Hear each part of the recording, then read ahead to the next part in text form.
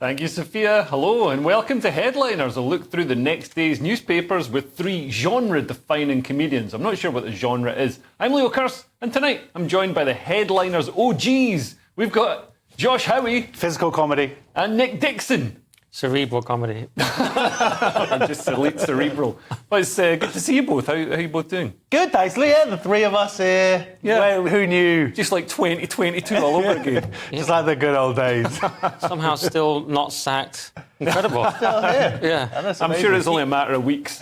Nick, anyway, let's have a look at Saturday's front pages. The Telegraph leads with, England manager says, I won't sing our anthem.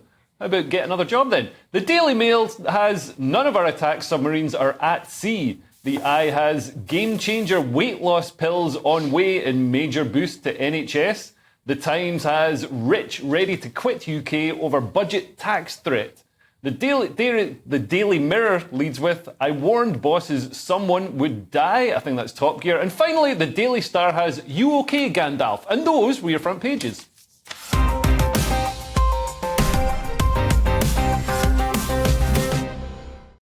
And let's have a closer look at those front pages, starting with the Telegraph, Josh. What have we got? England manager, I won't sing our anthem.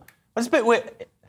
If he'd said, like, I won't sing the British national anthem, or whatever. Is it English national anthem? Well, yeah, the English national anthem. English, yeah. I'd go, all right, but he was born in Birmingham, he grew up in Ireland, he's played for Republic of Ireland, so I can sort of understand. Because there's an ancestral link that lets you play. I think if your grandparents or parents came from a country, you can play for that country. So he did. But the fact says, I don't know if that's a direct quote, I won't sing our anthem. Like, if it's like our, then I think, if it's his anthem as well, then he should sing. His excuse is that he needs to focus. Yeah. And I think, no, I think he should be distracted and we should lose and he should sing the national anthem. That's more important. But also, I mean, Nick, you're a football man and singing the anthem doesn't exactly draw a lot of focus from the game. I'm sure you could set aside a minute to sing the national anthem. Especially because we only sing the first bit. Yeah. I mean, it's not like we're making them sing confound their politics, frustrate their knavish tricks, which we should, by the way. All the verses those should genuine be in. lyrics? Those are genuine lyrics from the extended version, That's amazing. It's so relevant in 2024. I know, bring it back. I think if you sing it right, you should be distracted. Like, you should be utterly focused on the national anthem. Like, when you say,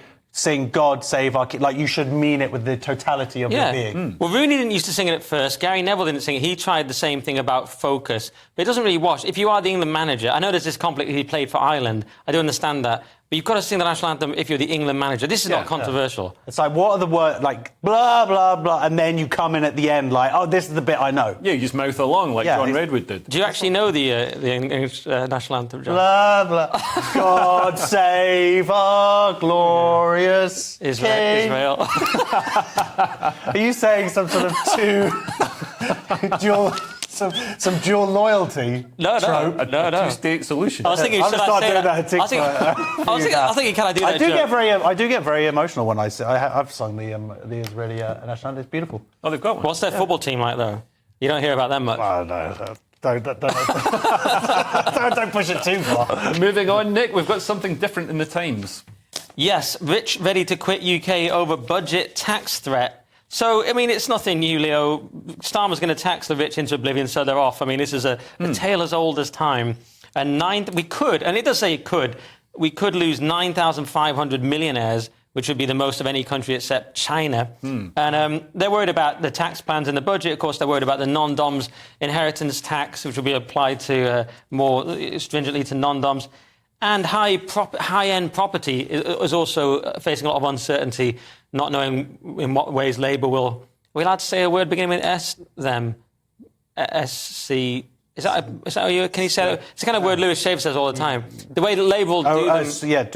do them. Have sex with them. Well, not really. No. S-C. S-C-R. Screw. Yeah, but like this is a really mild word. Anyway, we are on really scared of Ofcom. Part of the... How can we kept our jobs this long? I think by not saying any words. It's not just the fact that taxes are going up. It's the fact that if you're rich, you're not using any of the services that your taxes pay for. You're not using the NHS anymore because we've got, so much private medical care now. People have sort of drifted into the private sector there. And also there's no national unity because we've had massive levels of immigration. We've had national spirit suppressed. I think, 20 years ago, people might have felt, I'm helping helping out my brothers, my fellow Englishmen or Scottishmen, if you're like me. Well, my Not theory anymore. might be slightly different in that just maybe the country's a bit more rubbish. Yeah. In that they're going, we had more to stick around for. We had, so for me, it's like invest that money in the arts. That was the whole point. We're a cultural happening hub.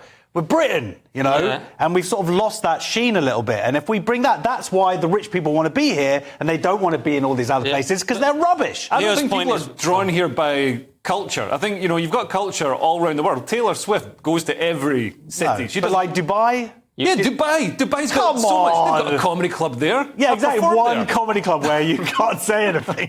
No, you can say more in Dubai than you can in London. Things have changed now. Well, that's what I'm saying. Bring it back where we've got have the comedy unleashed, of course. Leo's right, though. Even lefty papers like the New York Times admitted that in a multicultural society, trust goes down, things like giving blood goes down, signing up for the army goes down. So that's the kind of thing you were alluding to. Yeah, and also I think rich people love giving blood and going in the army. No, you're right. Rich people, they won't even have. You're saying they don't use public services. They won't even use the police anymore. It'll be high public, like private security, making the houses. But they will use our culture, and they will partake in that. I think you're overestimating how much people want to see caste reform. But I think as well as people leaving, the people who stay are going to look at tax minimisation as well. So I think even the people who aren't leaving, we're going to see a lower... The Laffer curve never lies. That's the curve that says if you raise taxes too high, you get less tax. So we'll see. Moving on, what have the I got in the cover, Josh? Game changer weight loss pills on the way in major boost to the NHS. As 8 anti-obesity drugs are undergoing the final stage test worldwide. And the reason this is a game changer for the NHS is because we spend about, I think it's $8 billion a year or something like that it costs the country overall, not just the NHS. We could house migrants for 2 weeks on that. Yeah, exactly. And also the good thing is, we could use overweight people to warm the elderly. Just stand around. Their body heat will be enough to just put a wick in the top of them. Yeah, it'll burn So that whatever the cost of these drugs are, I imagine it's more economically viable to put people on the drugs so they lose the weight, so it's not costing us a fortune. So that makes sense. There is a part of me that's kind of like, do you deserve to lose the weight? Is it cheating? You should, go through the hard part. They haven't earned it. They won't get the moral character that comes with the weight loss. Exactly, the ballooning up and down like my stomach. The quick fix. Yeah. So that would be my only... But are we now at least admitting that being fat is bad? That's what I know, because the culture's been telling us for a long time it's amazing to be fat while working on revolutionary weight loss drugs. Well, the thing is, a lot of the body positive influencers who are saying it's good to be fat is healthy, a lot of them are dead now. So the new ones that have come through have said, I want to make it to 35. The new ones are thin. Yeah. I don't want a Zempic. We had miracle weight loss drugs when I was a kid. It was they were just called drugs.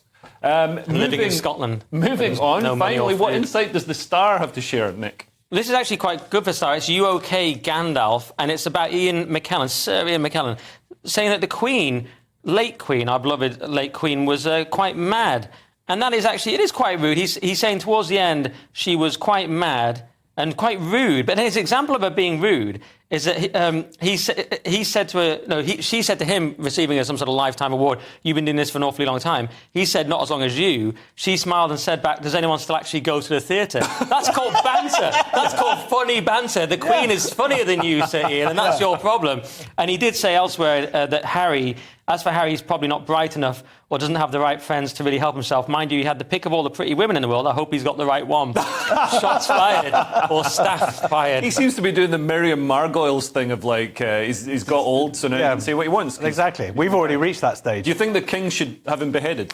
No, I don't. Maybe take away his Sir whatever he is. Put him in the tower. Yeah, exactly. But is Ian? It's another story about the Queen being really funny. That's all. That was the nicest thing in the death. There was just all these people coming out with these great stories about her. She was witty. She was cool. Well, thank God Ian McKellen wasn't there. He'd have ruined the week. Come up with some stories of her being mean to him. Anyway, that's the front pages dealt with. Stay with us to